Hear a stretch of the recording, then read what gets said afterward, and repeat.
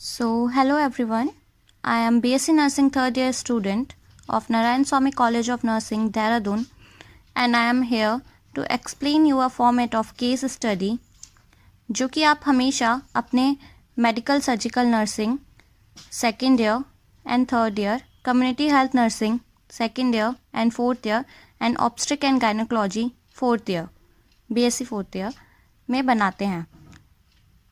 इसका आज मैं आपको एक फॉर्मेट समझाने जा रही हूँ एंड ये कैसे बनाया जाता है, कैसे ये हमारी रिक्वायरमेंट फ़ाइल में बहुत ज़रूरी होता है। तो उसका एक इजी फॉर्मेट है जो कि मैं अभी आपको एक्सप्लेन करूँगी। Stay tune with my video.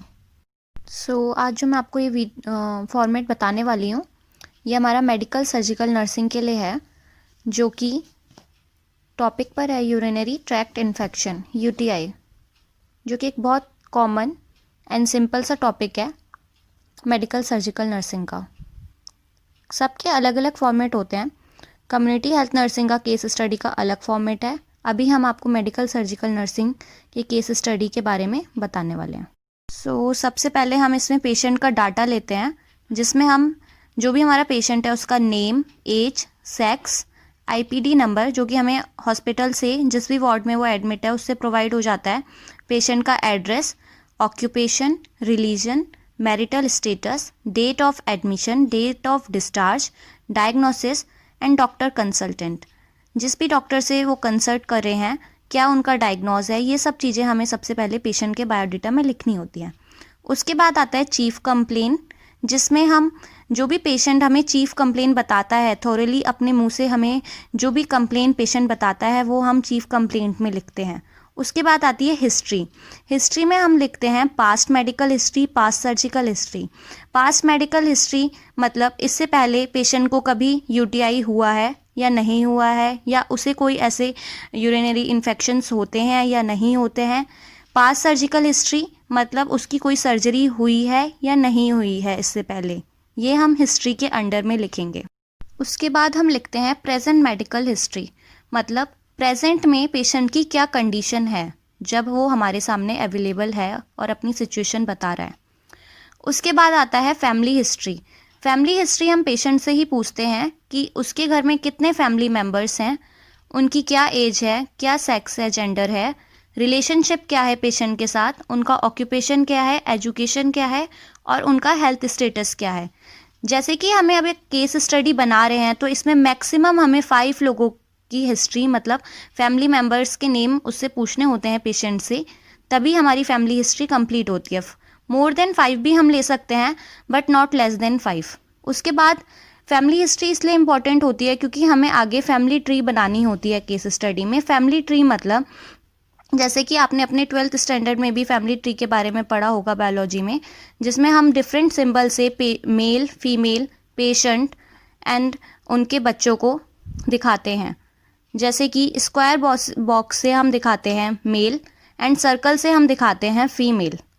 And if circle में हम लाइनिंग ड्रॉ कर देते हैं तो वो हो गई हमारी इन्फेक्टेड फीमेल। जैसे कि आप देख पा रहे हैं फैमिली ट्री में मैंने सर्कल में लाइनिंग ड्रॉ करी हैं जो कि है हमारी इन्फेक्टेड फीमेल, और बाकी आप इसमें देख सकते हैं स्क्वायर बॉक्स से मैंने मेल को रिप्रेजेंट करा है एंड सर्कल से मैंने फीमेल को रिप्रेजेंट करा है। इसके बाद फैमिली हिस्ट्री के बाद हम इसमें लिखते हैं वाइटल साइन। वाइटल साइंस जैसे कि आपको पता होगा temperature, pulse rate, respiration rate and blood pressure. जो भी पेशेंट के जितने दिन भी वो एडमिट है हॉस्पिटल में और डिस्चार्ज के दिन तक, जब तक उसकी कंडीशन ठीक नहीं हो जाती तब तक का हमें पूरा डाटा इसमें लिखना होता है।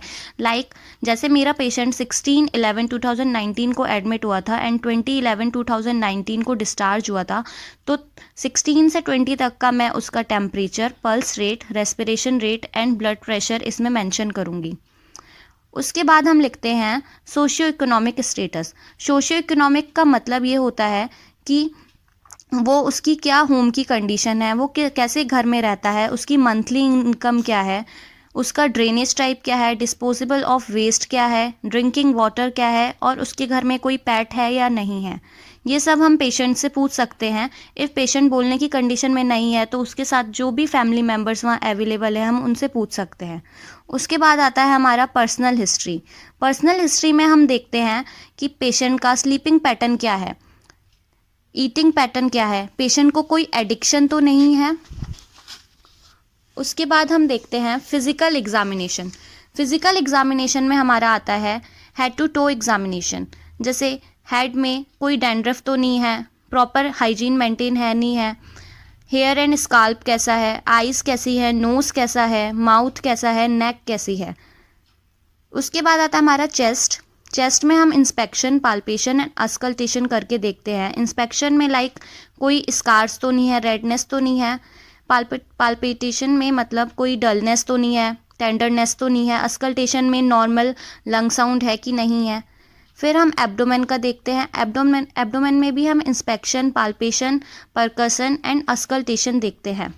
उसके बाद हम बैक देखते हैं कि बैक में कोई स्कार फॉर्मेशन तो नहीं है, जेनाइटल एरिया में कोई और वेजाइनल डिस्चार्ज तो नहीं हो रहा है पेशेंट को। उसके बाद हम लिम्ब देखते हैं कि उसकी अपर लिम्ब और लोअर लिम्ब प्रॉपर मैनर में है, फ्लेक्शन एक्सटेंशन कर रही है या नहीं कर रही है। आफ्टर दैट हम इसमें लिखेंगे एनाटॉमी एंड फिजियोलॉजी। इसमें हम ये लिखेंगे जैसे हमारा यूरिनरी ट्रैक्ट इन्फेक्शन है तो यूरिनरी सिस्टम के बारे में हम पूरी एनाटॉमी एंड फिजियोलॉजी लिखेंगे।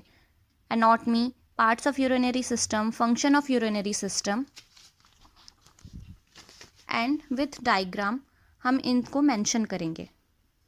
इन सब के बाद हम क्या करते हैं, केस स्टडी में एक इम्पॉर्टेंट चीज़ होती है डिजीज़ डिस्क्रिप्शन। जैसे कि मेरी डिजीज़ थी या मेरा टॉपिक था या मेरा पेशेंट जो सफ़र कर रहा था वो कर रहा था यूरिनरी ट्रैक्ट इन्फेक्शन से, तो इसके बारे में हमें थोड़ा डिज़ीज़ का डिस्क्रिप्शन यहाँ पर बताना होता है। उसके कितने टाइप्स हैं, इटियोलॉजी क्या है, ये चीज़ें हमें यहाँ पर बतानी होती है। एनाटॉमी क्या है और पार्ट्स ऑफ यूरिनरी सिस्टम क्या है, ये सारी चीज़ें हमें एक्सप्लेन करनी होती है। तो जैसे कि यूरिनरी ट्रैक्ट इन्फेक्शन है तो एक बैक्टीरियल इन्फेक्शन होता है। उसके बाद इसके टाइप्स हम बताएंगे, कितने टाइप्स का ये है। इटियोलॉजी क्या है, इटियोलॉजी में इन बुक, इन पेशेंट में हमें दो पार्ट में डिवाइड करना होता है। मींस बुक में क्या चीज़ें मेंशन है और पेशेंट में हम क्या चीज़ें देख पा रहे हैं। इसके बाद हम क्लिनिकल मैनिफेस्टेशन करते हैं जिसको हम दो पार्ट में डिवाइड करते हैं, in book and in patient. Like patient को फीवर है तो हमें यस लिखना है, यूरिनरी स्टेटस क्या है, डिस्यूरिया क्या है, हेमेचूरिया क्या है, और बैक्टीरिया प्रेजेंट इन यूरिन क्या है या नहीं है, तो हमें यहाँ पे मेंशन करना होता है। इसके बाद हम डायग्नोस्टिक इवोल्यूशन करते हैं, जैसे कि in book and in patient में क्या है, हिस्ट्री कलेक्शन, जेनेटिक है, उसमें अगर है तो यस लिखेंगे, नहीं है तो नो लिखेंगे। फिजिकल एग्जामिनेशन कर लिया है हमने तो यस लिखेंगे, नहीं करा है तो नो लिखेंगे। Urinary analysis, urinary culture, cystoscopy, ultrasound, ये सारी चीज़ें इफ़ हमने कर ली हैं, डायग्नोस्टिक इवोल्यूशन कर लिया पेशेंट का, तो हमें यहाँ पे यस कर लिखना है, अगर नहीं करा है तो नो लिखना है। इसके बाद हमारा आता है मैनेजमेंट। मैनेजमेंट में हम लिखेंगे medical management, surgical management and dietary management. उसके बाद हमारा आता है फार्माकोलॉजिकल मैनेजमेंट। हमने क्या क्या दवाइयाँ पेशेंट को प्रोवाइड कराई हैं उसके जब वो इस डिज़ीज़ से या इस इन्फेक्शन से सफ़र कर रहा था, तो वो हम फार्माकोलॉजिकल मैनेजमेंट में लिखेंगे, जिसमें हमारा आता है ड्रग का name, dose, route, action, side effect and nursing responsibility.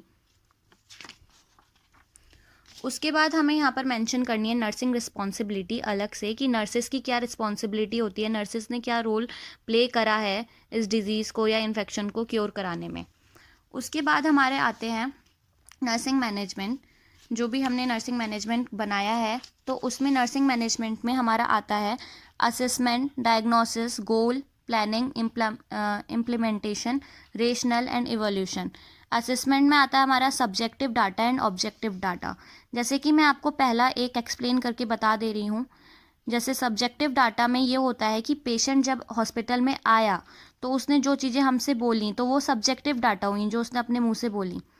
उसके बाद ऑब्जेक्टिव डाटा वो होता है जो कि हम पेशेंट को देख के फील कर पाते हैं, या हमारा जो ऑब्जर्वेशन होता है कि पेशेंट कैसा दिख रहा है, डल दिख रहा है या पेशेंट के फेशियल एक्सप्रेशन सही नहीं है, तो ये ऑब्जेक्टिव डाटा में आता है। एंड सब्जेक्टिव डाटा वो होता है जो पेशेंट हमें आकर बताता है।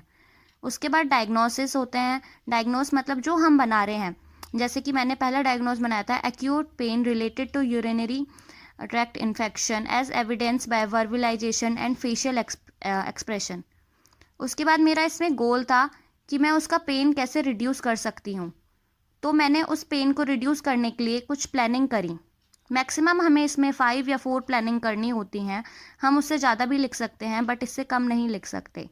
तो सबसे पहले मैंने अपनी प्लानिंग करी कि assess the journal condition of patient. मैंने जो पेशेंट था मेरा, उसकी जो जर्नल कंडीशन थी उसे असिस्ट करा। उसके बाद मैंने उसे एक कंफर्टेबल पोजीशन प्रोवाइड कराई और एक कंफर्टेबल पीसफुल इन्वायरमेंट प्रोवाइड करवाया। उसके बाद मैंने assess the level of pain करा कि पेशेंट को कितना पेन हो रहा है। उसके बाद मैंने उसको उसके पेन के अकॉर्डिंग जो भी डॉक्टर ने द मेडिसिन एडवाइस करी थी या प्रोवाइड करी थी एनाल्जेसिक, वो उसे प्रोवाइड करवाई। तो इससे मेरा इम्प्लीमेंटेशन क्या हुआ कि जो जर्नल कंडीशन थी पेशेंट की वो तो असिस्ट हो। उसके बाद मैंने कंफर्टेबल पोजीशन भी पेशेंट को प्रोवाइड करा दी एंड विंडोज़ वगैरह उसके वार्ड की सब ओपन कर दी एंड पीसफुल इन्वायरमेंट भी प्रोवाइड करवा दिया। फिर मैंने जब पेन का लेवल जो चेक करा पेशेंट का, तो उससे मैंने पेन का लेवल भी असिस्ट कर लिया एंड मेडिकेशन भी प्रोवाइड करा दी। तो इससे मेरा रेशनल क्या हुआ कि मैंने जो बेसलाइन डाटा था पेशेंट का वो ले लिया। उसके बाद पेशेंट एक कंफर्टेबल एंड जो उसकी एंजाइटी थी अपने पेन को, इन्फेक्शन को लेकर, वो रिड्यूस हो गई। उसके बाद जो पेशेंट था उसको अपने पेन के बारे में पता चल गया एंड उसका पेन रिड्यूस हो गया। इवैल्यूएशन क्या हुआ इसमें कि मैंने इतना नर्सिंग इंटरवेंशन करा, उसके बाद जो उसका पेन का लेवल था वो रिड्यूस था एंड पेशेंट जो था एक अच्छी और अच्छी कंडीशन में खुद को अच्छा फील कर रहा था। इसी तरीके से हमें मैक्सिमम 5 to 3 अपनी नर्सिंग मैनेजमेंट बनाने होते हैं केस स्टडी में। मैंने आपको एक एक्सप्लेन करा था। उसके बाद इसमें हेल्थ एजुकेशन लिखनी होती है। हेल्थ एजुकेशन में आप related to diet, related to personal hygiene, related to medication लिख सकते हैं कि पेशेंट को क्या डाइट प्रोवाइड करनी चाहिए, देनी चाहिए, पर्सनल हाइजीन कैसे मेंटेन करनी चाहिए और मेडिकेशन प्रॉपर टाइम पे प्रोवाइड होनी चाहिए। उसके बाद आता है रिहैबिलिटेशन। रिहैबिलिटेशन में यह आता है कि rehabilitation regarding personal hygiene, contact your physician. अगर कोई भी इन केस दोबारा से यूटीआई हो जा रहा है तो तुरंत अपने फिजिशियन से आपको कांटेक्ट करना चाहिए। इन सब चीज़ों के बारे में हमें पेशेंट को बताना होता है। उसके बाद contact about any information regarding infection. अगर कोई भी आपको इन्फॉर्मेशन चाहिए किसी भी इस इन्फेक्शन से रिलेटेड जो आपको हुआ है, तो आपको फिजिशियन या फिर कोई भी नर्सिंग स्टाफ से लेनी चाहिए वो इन्फॉर्मेशन। उसके बाद हम इसमें लिखते हैं discharge for urinary tract infection, information related to self care and information related to medication. उसके बाद आता है बिब्लियोग्राफी कि आपने ये सारा जो अपना फाइल बनाया, केस स्टडी बनाया, ये कैसे बनाया और कहाँ से आपने इन्फॉर्मेशन प्रोवाइड करी, वो सब चीज़ें इसमें लिखनी होती हैं।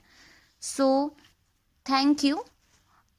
होप सो आपको मेरा ये वीडियो पसंद आया हो एंड आपको इजीली एक्सप्लेन हो गई हो केस स्टडी कैसे बनाते हैं हम। So guys, hope you like my video and आप लोग को समझ आ गया होगा कि केस स्टडी कैसे बनाई जाती है मेडिकल सर्जिकल नर्सिंग में। यूरिनरी ट्रैक्ट इन्फेक्शन का ये मैंने आपको एक एग्जांपल दिया था। सो आप अब इजीली ये बना सकते हैं। अगर आपको कोई फर्दर वीडियोस नर्सिंग से रिलेटेड मुझसे चाहिए होंगी, so please comment low. And जो लोग नए हैं वो प्लीज़ लाइक करना ना भूलें एंड सब्सक्राइब ज़रूर करें एंड शेयर ज़रूर करें अपने नर्सिंग फ्रेंड्स के साथ। Thank you.